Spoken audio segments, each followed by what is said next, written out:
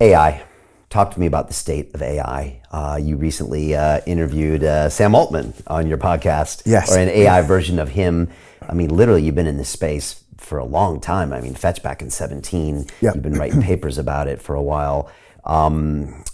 Where are we right now? Sure. So look, I kind of preface this with I'm not an AI expert. I mean, any more than I'm an expert on cryptography and some of the kind of foundational primitives of Web3, but I understand it enough.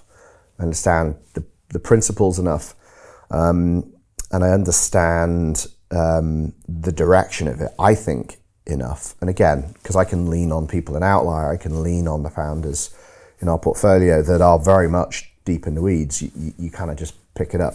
It's a unique resource you have. Like, Yeah. we're talking about data, everybody throws that term around, but having the data of everybody applying is, that's priceless data. And then having the data of all your portfolio companies, like this kind of hive mind nobody else has that data. Big VCs don't have that data. No. Yeah, well, so you're right. We've got several thousand startups a quarter applying from all around the world. 100 full-time staff across every discipline that you need, from regulatory to people who are experts in ZK rollups or whatever else, DeFi. And then 250 founders and growing, which we're going to double this year. So those three sources of insight are, I think, pretty unique to us. And the rate that we're growing that, I think it's going to be very difficult for somebody to catch up. They can throw more money at things than us, for sure, for now. But yeah, those kind of hard data points are really valuable. So I very much developed the kind of AI thesis, having worked with people like Hermione of Fetch, Trent of Ocean, and several others more recently. An interesting thing was the premise, going all the way back to Fetch, was that for AI to scale, it can't be through a monolithic platform. To achieve anything close to like a generalized form of intelligence, because you just need to know too many things, right? And most things are quite specialist. And so their proposition was you need agent-based systems. I mean, agent-based systems aren't anything new. They've been around for decades. But the idea is that you have these relatively narrow specialist agents that are specialists in a very, very, very particular thing. But in aggregate, if they can communicate, coordinate, and their premise was transact, which is why they believed you need Web3 ultimately, in terms of microtransactions, billions, trillions of microtransactions between agents, where they can negotiate, they can form markets bottom up, they can do price discovery between themselves on anything and anything,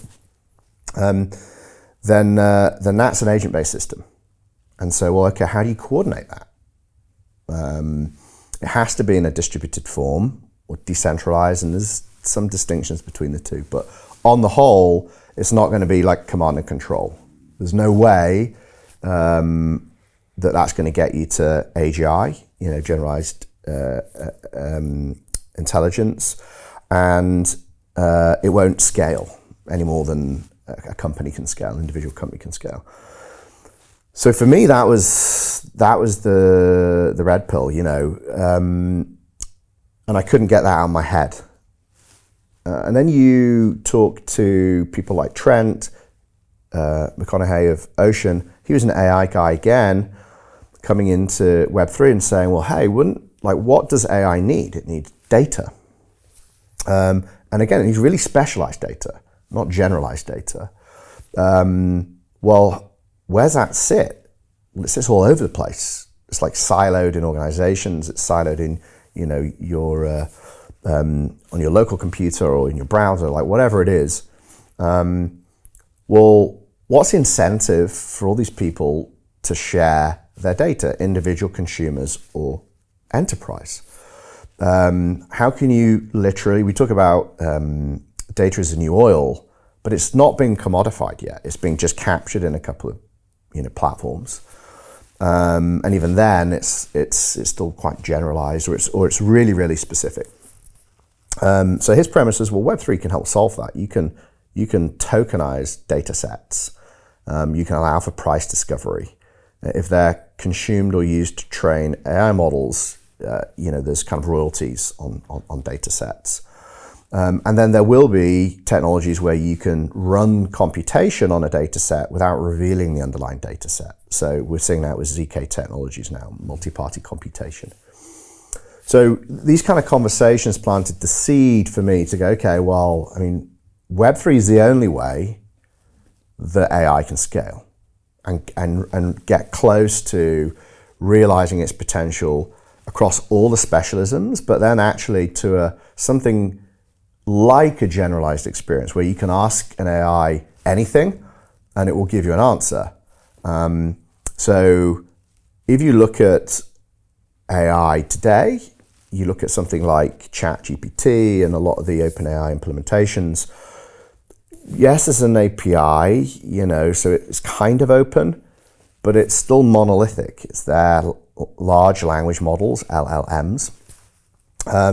And it's been trained on open web data, which, by the way, everybody and anybody can access, and also data sets that it probably shouldn't have been trained on as well. And so they already know that that's plateauing.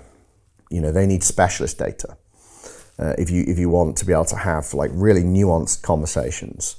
And so they've got to convince people to give them that data, right? Which is why they needed to raise a load of money, because they're going to have to start paying people for those data sources. And do you really want to give it to OpenAI? If you're Bosch or Siemens, you've got all this data from IoT devices, from health or logistics. They don't want to just be the things in the Internet of Things, right? They already have that existential threat with Google and everything else. So there is no incentive for the people that are organizations that are sat on this data to kind of train somebody else's proprietary LLM, for-profit proprietary LLM.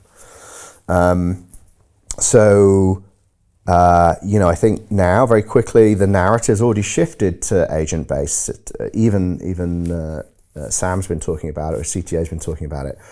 Not Web3, interestingly, just agent-based systems. But again, it's like, okay, well, how are you going to make that operate? And how do they reward one another? How does your AA reward my AA without us coordinating that autonomously? And so it brings you back to the vision of AAs, which, were precursor even to Ethereum. People were saying, well, if you can conceptually have a smart contract, what if that smart contract was actually smart? And it could carry out, it had economic agency, so autonomous economic agency. So, Fetch built that. They actually ended up building on Corda. So rather than try and do their own layer 1, they're kind of like a layer 2 implementation. They also work across Polkadot ecosystem now as well. They've got bridges. But effectively, the kind of vision is that we will have our own agents, our sovereign agents, so agents that we know provably by code are there to serve us. They're executing things within certain parameters that we set, we control. They can't be taken away from us. They're not controlled by a platform. And they'll kind of be like they'll be like an LLM in a way, right? They just know how to talk to you to the point whereby you get so comfortable conversing with them. It's like having an Alexa that you don't mind having on all the time, because it's not fucking Amazon listening to you and Jeff Bezos, right? It's your agent. It's not doing anything with your data you don't want it to. It's not carrying out transactions that you're not wanting it to. It's your best friend, right? And so you can trust it to listen to everything and anything. You can read all my WhatsApp messages. You can see all my DMs. You can see my Tinder profile, and like off air we were talking about the potential for that. So it will know you, it will be able to represent you, you'll be able to talk to it in natural language, increasingly verbal command, like you do, hey Siri, get me this, hey, whatever, Jeeves, get me that. But it won't have any specialist knowledge other than you. You're its specialism, and it will then go out there and outsource tasks to specialist agents. Okay, Jamie wants to go to Japan this summer with his daughter. So she's into Pokemon. So, you know, it's this time period, go book it all. So Jim Rickards has just recorded a video that's not available to anyone in the public, and he's going to be talking about how this upcoming recession is going to be fast, it's going to be bloody, it's going to be nasty. But at the same time, he's going to show you how you can position yourself to profit from all of this chaos. Now, we've made this video only available to our viewers. Go to londonreal.tv/Jim. Watch that immediately. I can't say enough good things about Jim Rickards. He understands the global economic system better than any guest I've ever had on London Real. His predictions are almost uncannily true, and you can learn how to profit from his vision, from his expertise, and his understanding of economics. So go to londonreal.tv/Jim or click the link below. It's an excellent, excellent look on what's going to happen in the future and how you can position yourself to profit from that. Jim is one of the best in the business, one of my favorite guests on London Real, and he's very, very good at predicting the future and showing us all to profit from it. So click the link, and I hope you enjoy. The greedy bankers are about to do it again. In 2008, they crashed our financial system and nearly bankrupted the entire global economy. Then they received trillions of dollars in government bailouts. And after, they demanded fat bonuses paid for by you, the taxpayer. It turns out the banks haven't just been screwing the American taxpayers, they're also screwing over their investors. Turns out the banking industry is the worst place you could put your money, despite enormous taxpayer bailouts. Now the bankers are back to take away your financial freedom. They lie and tell you that cryptocurrency isn't safe. They try to make it illegal for you to choose how to invest your hard-earned money. They lie and say cryptocurrency is used by money launderers and criminals. But look at the record.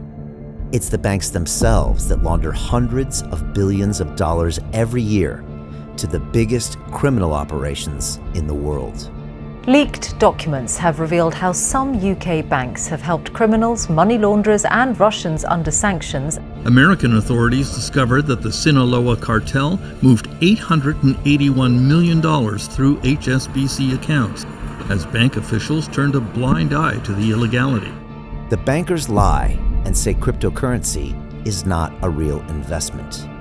Meanwhile, the smartest CEOs in the world are buying billions and billions of it.